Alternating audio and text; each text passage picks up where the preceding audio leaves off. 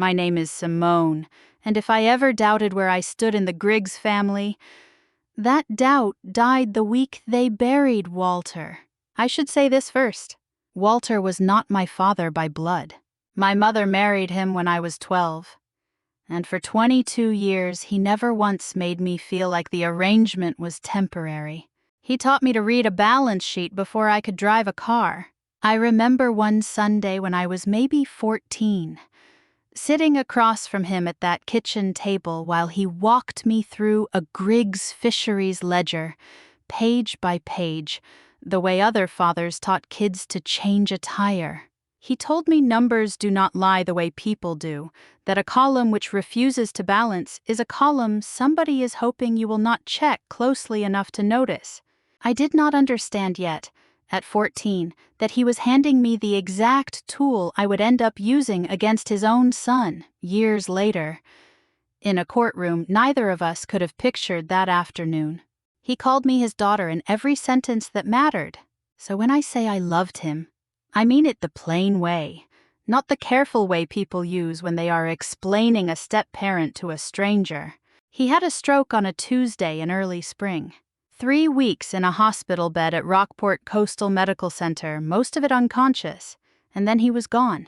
I flew back to Maine the day it happened and stayed through the funeral, which was held at the same church where my mother had married him 22 years earlier.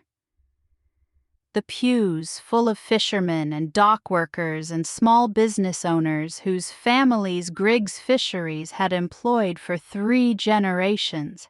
I remember standing near the casket afterward, shaking hands with men whose names I half remembered from childhood summers, and thinking, in the numb, practical way grief sometimes lets you think, that Walter would have hated how long the reception ran.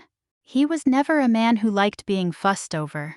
3 days after we buried him, his lawyer called the family in for the reading of the will. I want to be clear about something before I go further. I am a forensic accountant. That is not a fun fact I bring up at parties. It is the actual shape of my job. I spend my working life pulling apart other people's paperwork until it tells the truth, whether the truth is convenient or not. I have testified in court. I have sat across from executives who lied to my face while I already knew the answer sitting in the folder on my lap. I do not say this to brag. I say it because it matters for everything that happened next.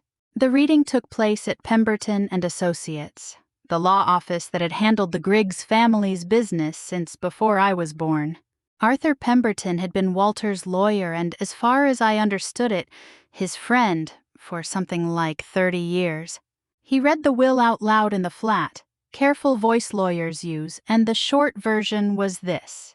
Griggs Fisheries, the company Walter's grandfather had started with 2 boats and a dock in Rockport, was going entirely to Cole.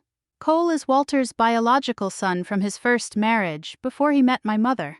We grew up in the same house from the time I was 12, and I never once thought of him as anything other than my brother, even though there is no blood between us at all. He is 29 years old. He has held a job title at the company for 4 years and has never, to my knowledge, done the job that title describes. There was one line about me in the will, something about being loved as a daughter, which was true while Walter was alive and worth exactly nothing on paper now that he was not. No shares. No stake in the company he had spent 40 years building. Not even the cottage out at Cedar Point that he used to tell me, more than once, would be mine someday. I did not raise my voice. I want that on the record, because everything I have watched happen to people in my line of work starts to fall apart the moment someone raises their voice too early. Cole did the raising for both of us, in his own quiet way. He leaned back in his chair, looked almost bored, and said the thing that I am never going to forget the exact wording of. He said I should not take it personally since I was not really Griggs blood anyway. He said I was, and this is close to word for word, just the bookkeeper of the family. Pemberton did not correct him. That told me something too. I did not argue. I did not cry. Not there, Not in that office with its cold overhead lighting and the sound of Pemberton's pen tapping against the folder. I asked one question, the only one that mattered to me in that moment, and I asked it in the flattest voice I could manage. I asked what date the new will had been signed. Cole's eyes flicked to Pemberton before he answered. That flick lasted less than a second, and most people in that room would not have caught it. I catch things like that for a living. Pemberton gave me a date, 12 days into Walter's hospital stay.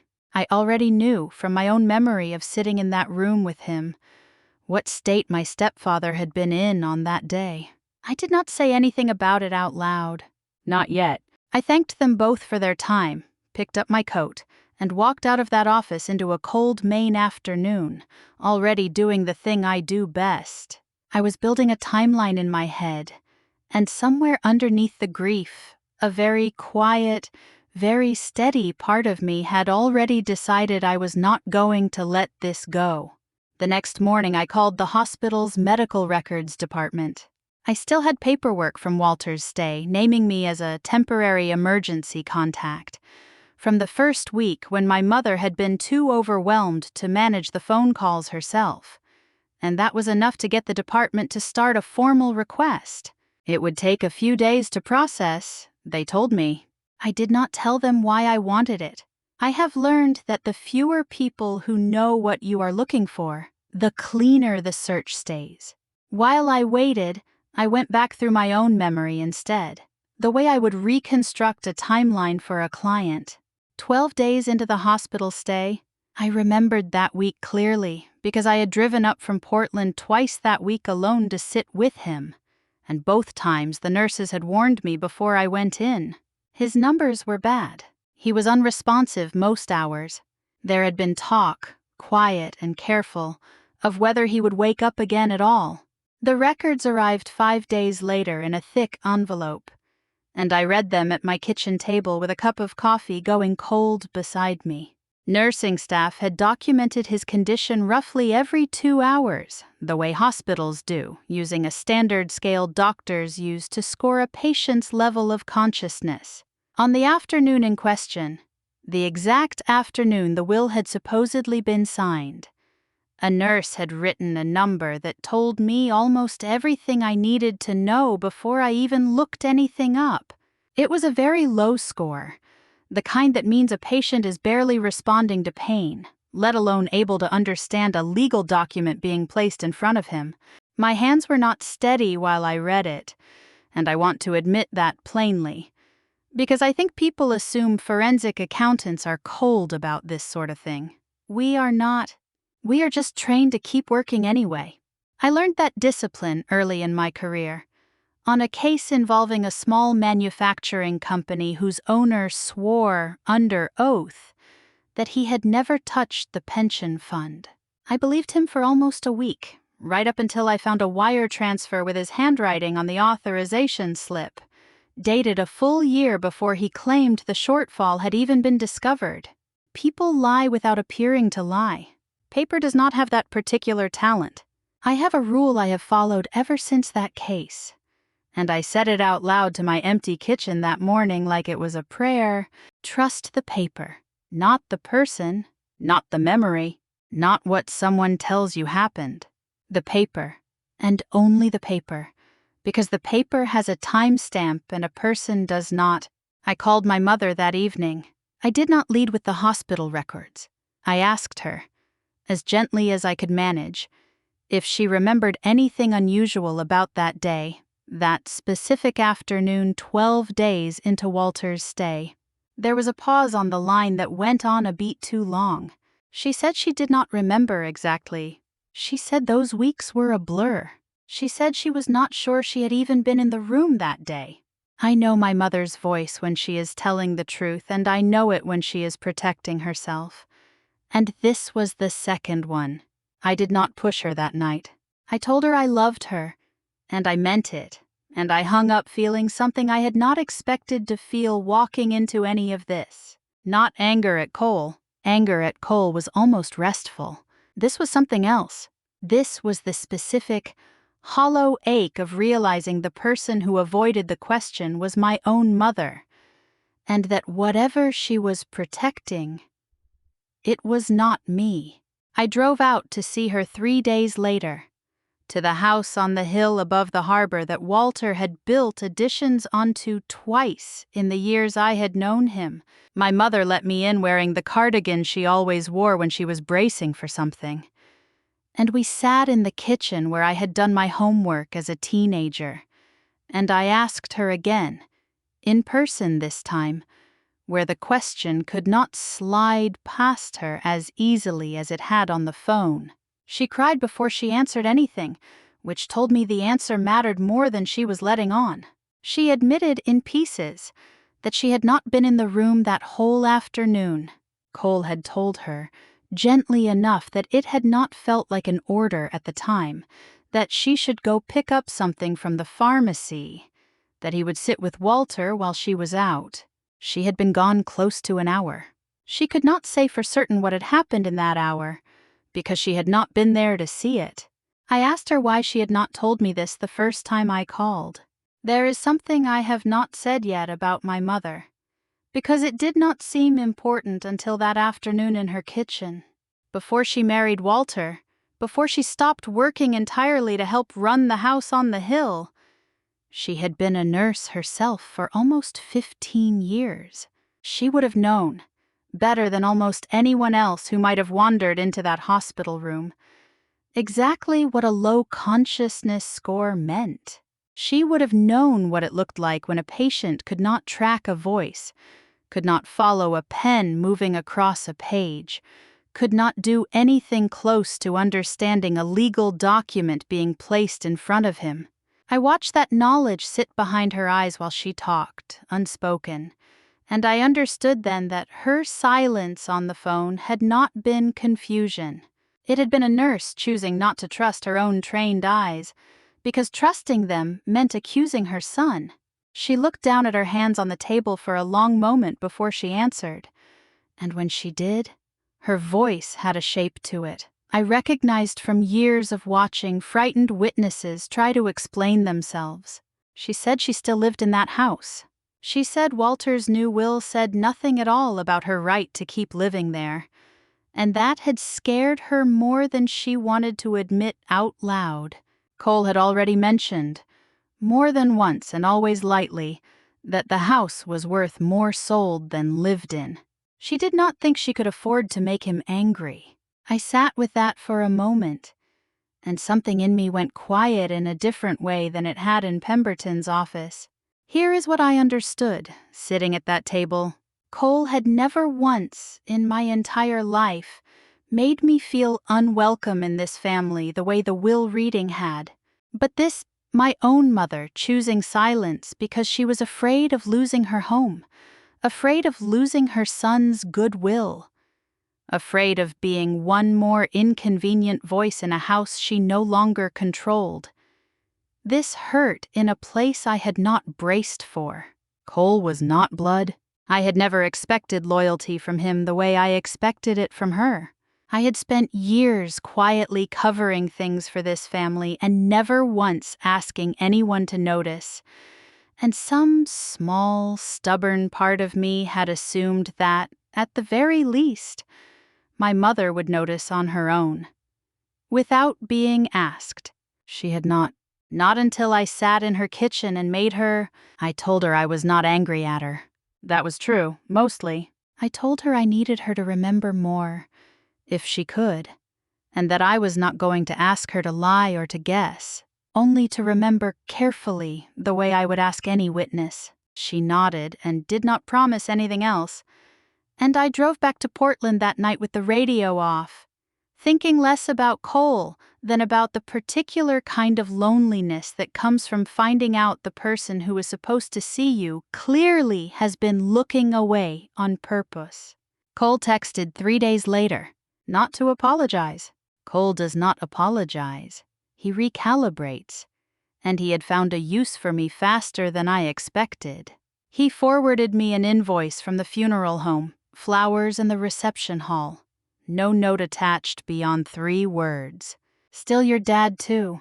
I read that message twice before I answered, mostly because I could not decide which part of it to respond to first. I had not been asked to contribute a cent to any of it while it was happening. I had shown up, paid for nothing, said nothing, because at the time it had not once occurred to me that a bill would arrive afterward with my name attached to it like a debt. I called him instead of texting. He picked up sounding almost cheerful. And when I asked why he was sending me a funeral invoice 5 days after telling a room full of people I was not really family, he did not miss a beat. He said, "And I am not going to soften this. Family shares the costs. Simone, that is just how it works." No apology for the will reading. No acknowledgement that he had just called me family for the first time since Pemberton's office, and only because he wanted something. I opened my laptop while he was still talking, more out of habit than plan, and pulled up the folder where I had already started keeping copies of everything. I did not send him money that night. I sent him a single line instead. The kind I would send a client trying to bill me for work I had already told them I would not be doing. I wrote back that I would be happy to discuss the invoice once the estate's finances were settled properly through the appropriate channel. He did not like that answer, and he told me so at length, before moving on to the second thing he had actually called about. He said, almost as an afterthought, that I could still do the books for Griggs Fisheries if I wanted. Family rate. No hard feelings about the will thing. I typed back 3 words. "I'm good, thanks." He wrote back something short and dismissive about how I always made everything so serious. And the call ended shortly after that. I noticed the way I notice small mismatches for a living, that in 2 separate requests for my time and my money, grief had not come up once. Only the invoice, only the bookkeeping, only whether I could still be useful to this family in some smaller, safer role than the one I had actually spent my whole life preparing for. I put the invoice in the same folder as the hospital paperwork and did not think about Cole again that night.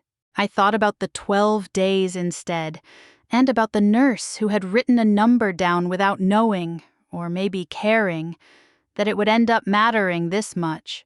I went back to the hospital the following week, not for records this time, but for a person. I had a name from the shift schedule buried in the paperwork the records department had sent me. A nurse who had been on duty overnight during more of Walter's stay than anyone else on staff. Her name was Priya Nair. I found her in the cafeteria on a break, still in scrubs, drinking coffee out of a paper cup with both hands wrapped around it the way people do at the end of a long shift. The cafeteria at that hour smelled like reheated soup and industrial coffee, and the overhead televisions were running some morning talk show with the sound off. Closed captions scrolling half a beat behind the host's mouth. I introduced myself as Walter's stepdaughter, which was true, and I told her I had some questions about his final weeks, which was also true, if incomplete. She was careful with me from the first sentence, and I respected that immediately. Nurses who work overnight shifts in small hospitals learn to be careful, because families in grief will ask them things they are not allowed to answer, and getting it wrong can cost them their license. She mentioned, almost in passing, that a colleague of hers at a hospital 2 counties over had lost her job the year before for giving a well-meaning family member an informal update over the phone, and that the story had made the rounds through every nursing station in the state. She told me, gently but plainly, that she could not discuss a patient's private information with me outside of official channels, no matter how much sympathy she had for my situation. I told her that was exactly right, and that I was not asking her to break any rule. I told her, instead, what I actually needed to know, which was simpler than she expected. I asked her whether a hospital like this one kept any kind of record of who visited a patient's room and when. Something in her face shifted at that question. Not fear exactly. More like recognition. The look of someone who had wondered about something herself and never had a reason to say it out loud. She told me the hospital did keep a visitor log at the nurses' station on that floor, updated by hand each shift, and that if I wanted access to it, the honest way to get it was through a formal records request or a court order, not through her personally. She said that firmly, and I understood the firmness was not coldness. It was her protecting both of us from a mistake that could unravel everything I was trying to build the right way. She did say one more thing before she finished her coffee and stood up to head back to the floor. She said it quietly, almost to herself, the way people say things they have been carrying without anyone to hand them to. She said she remembered that particular week because it had been unusually quiet for a family that visited so often, and because on one specific afternoon, she remembered the room being empty of family for longer than usual. She did not say Cole's name. She did not need to. I thanked her, and I meant it more than the 2 sentences I actually said out loud could carry. I drove home that night with a new plan forming, one that no longer involved me chasing pieces of this on my own. One afternoon, and one careful conversation at a time. It was time to do this the way it was supposed to be done. Through a lawyer, through the court, through a system built for exactly this kind of fight, instead of a kitchen table and a folder of records only I had bothered to read. I hired a lawyer named Nathaniel Voss the following week. He specialized in exactly this kind of dispute, contested wills and estates, and he had no connection to my family or to Pemberton's office, which mattered to me more than almost anything else on his resume. I did not want someone who owed anyone in Rockport a favor. Voss filed a petition with the probate court in Knox County, contesting the validity of the new will on the grounds that Walter had lacked the mental capacity required to execute it on the date it was signed. He was calm about it in a way I found useful. The kind of calm that comes from having done this exact fight many times before and knowing which pieces of it actually matter. While Voss worked the legal filing, I did what I do. I went back through every document connected to that day, the way I would for any client trying to hide a transaction inside a pile of paperwork that looked routine on the surface. There was a second document I had almost missed the first time through. A temporary power of transfer giving Cole limited authority over certain company accounts, signed the same day as the will. On paper, it looked like nothing more than a housekeeping formality, the kind of thing families sign all the time to keep bills paid while someone is in the hospital. But paperwork like that carries a digital fingerprint most people never think to check. A record of exactly when the file was created and on which machine, buried in properties most software hides by default. I pulled the document properties the same way I would for any client file I suspected had been backdated, comparing the creation timestamp against the last modified timestamp against the printed date on the page itself. In an honest document, those 3 numbers tend to sit close together, a few minutes apart at most. The ordinary gap between typing something and printing it, in this one they did not sit close together at all. That file had been created on a computer registered to Pemberton's office. It had been created 40 minutes before the time written by hand on the signature line. I sat with that fact for a long time before I called Voss. 40 minutes is not a coincidence. In my line of work, 40 minutes is a document being drafted and printed and ready to go before anyone in that hospital room could have possibly known what the final wording would say. It meant the paperwork had not been reacting to a conversation that happened at Walter's bedside. It meant the paperwork had already existed before anyone claimed that conversation took place. Voss went quiet on the phone when I told him, and then he said something I have thought about often since. He said this was the kind of detail that wins cases, not because judges care about computer metadata for its own sake, but because it is the one piece of evidence nobody in the room can talk their way around. A person can lie about what they remember, A person cannot talk their way out of a timestamp. We built the filing around 3 separate pieces of evidence after that. The hospital's own nursing records, showing Walter's documented condition at the hour of signing. The visitor log Priya had pointed me toward, which Voss obtained properly through the court, and the file metadata on the transfer document, showing it had existed before the signing it was supposedly created to accompany. There was no triumph in putting it together, only a kind of exhaustion. And underneath that exhaustion, something steadier than I expected to feel there. For the first time since the reading of the will, I was not reacting to whatever Cole said next. I was building something, one verified fact at a time, the way I had built every case I had ever worked in my career. This one just happened to be mine. Cole found out about the filing the way people usually find out about lawsuits, through a certified letter he was not expecting. And the version of him that called me that night was not the version who had sent a funeral invoice with a family joke attached to it. He called 3 times before I picked up. When I finally did, he did not bother with a greeting. Cole said, "Are you seriously suing me over money you were never entitled to in the first place?" I said, "I'm not suing you. I'm asking a court to look at how the will was signed."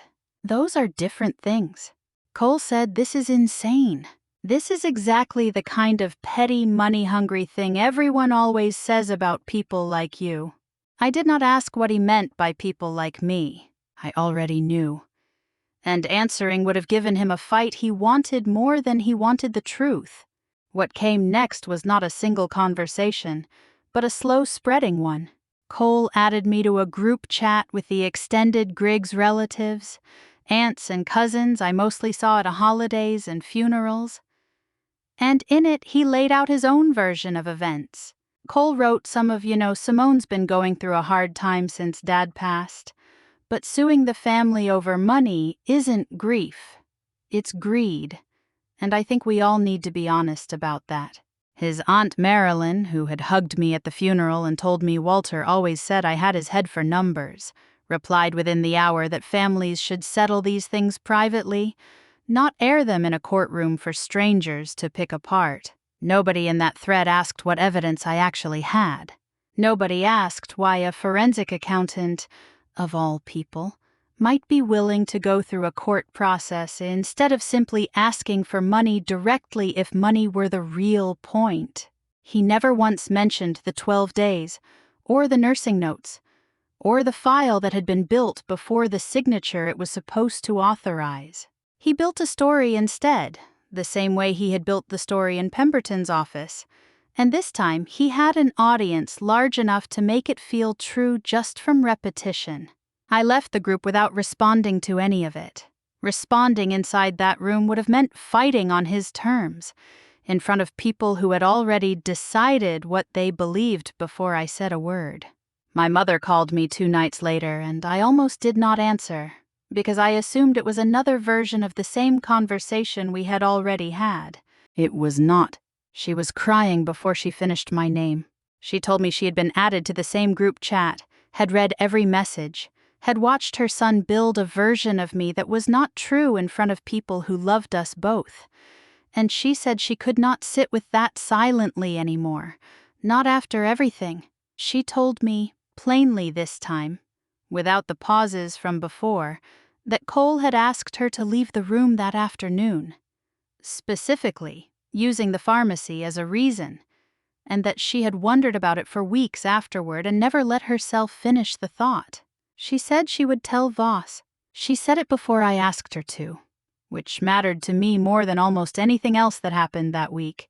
I want to be honest about what that phone call felt like, because it was not simple relief. It was relief tangled together with something closer to grief. The specific kind that comes from watching someone you love finally choose you, but only after choosing silence for weeks first. I told her I was proud of her. I meant that too. I did not tell her everything was fixed between us, because it was not yet, and I have learned not to say things are healed before they actually are. But something had shifted that night that I did not think could shift. And I drove to Portland afterward feeling, for the first time in this entire fight, less alone in it than I had been since the reading of the will. The hearing took place at the Knox County Probate Court on a gray morning in early autumn. In a room that smelled faintly of old carpet and coffee from a machine down the hall, Voss laid out our case in the order we had built it. First, the nursing records, walking the judge through the hour-by-hour documentation of Walter's condition on the day in question, ending on the entry recorded closest to the signature time. Then Priya's visitor log, entered properly through the court, showing the room had been cleared of family for roughly an hour that afternoon. Then my mother. I watched her walk to the witness stand in the navy blue dress she used to wear to church, hands folded in front of her the way they had been folded at that kitchen table months earlier. And I braced myself for her to soften under Voss's questions the way she had softened for weeks before that. She did not. She described the pharmacy errand in plain, specific language, the time Cole had asked her to leave and the time she had returned. And when Pemberton's attorney tried to suggest, gently, that grief might have distorted her memory of the sequence, she looked directly at him and said she had been a nurse for 15 years before she was ever Walter Griggs's wife, and that she knew exactly how to read a clock. It was a steady voice I had not heard her use in years, and for a moment I forgot to be a forensic accountant sitting quietly in the gallery, and was just a daughter, watching her mother choose the truth out loud, in public, at real cost. And finally the file metadata, the timestamp that could not be talked around, showing the transfer document had existed 40 minutes before anyone in that room could have known its final terms. Pemberton's attorney tried the argument Voss had warned me about weeks earlier. He argued that even a patient with a very low consciousness score can have what the law calls a lucid interval, a brief window of clarity inside a longer period of impairment, and that a will signed during such a window is still valid. It is a real legal argument. It has worked in other cases. It is the reason we had not simply relied on the nursing notes alone. It did not work here, and I understood exactly why while I sat in that gallery listening to the judge ask her first follow-up question. She asked Pemberton, plainly, to explain how a document could be created 40 minutes before the conversation it claimed to memorialize. Pemberton said something about routine drafting, about templates his office kept on file for exactly this kind of transfer. And the judge let him finish before asking the same question again, only more precisely this time, wanting to know why a routine template would carry that particular client's name and that particular account number already typed in before anyone had supposedly discussed the terms. He did not have an answer for the second version of the question. A lucid interval, if it existed at all, would still have to explain a document that was created before the moment it claimed to record. No window of clarity, however real, can retroactively justify paperwork that already existed before the conversation it was supposedly written to reflect. Pemberton, called to testify about his own office's file, could not offer an explanation that survived the question. And I watched something in his face give way that I recognized from every deposition I had ever sat through. It was the exact moment a professional stops defending a client and starts defending himself. The judge did not rule from the bench that day, but she said enough, in the careful language judges use, to tell everyone in that room which direction this was going. 2 weeks later, the ruling came down in writing. The new will was set aside for lack of testamentary capacity and for undue influence in its execution. The court reinstated Walter's prior will, drafted years earlier while he was, by every available record, entirely himself. Under that will, ownership of Griggs Fisheries was split, 55% to Cole and 45% to me.